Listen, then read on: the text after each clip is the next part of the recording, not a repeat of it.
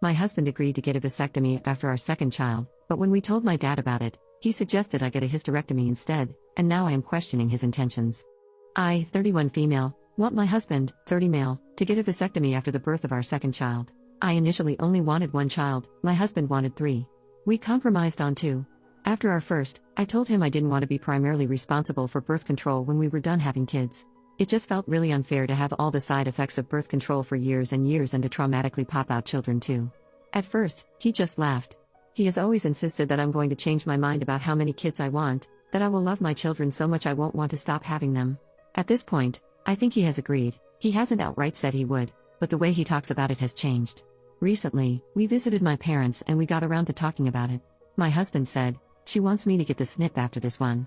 My dad kind of frowned and got serious. He looked at me and said, "If you really want to be 100% sure of not getting pregnant again, it would be better for you to get a hysterectomy." I was kind of surprised by this. I'm not sure if he was coming from a place of concern for me, the success in my desires for family planning, or if it was a lack of trust in the procedure, or a lack of trust in my husband, or a lack of trust in the longevity of our relationship, or maybe sympathy for my husband undergoing a procedure he doesn't entirely want. I really wasn't expecting that reaction, and my dad can be on a completely different wavelength than me at times. So it is up in the air as to what he meant. It did get me thinking afterward though.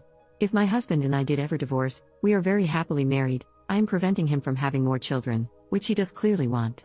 I am pushing for a procedure he doesn't want and is uncomfortable with, and while there are fewer side effects, there are still side effects. I did tell him that we could use condoms for the rest of our lives, but he isn't fond of that idea and that may be why he is coming around. That and the 40 hours of labor with our first was pretty convincing. Am I the butthole for wanting him to get a vasectomy?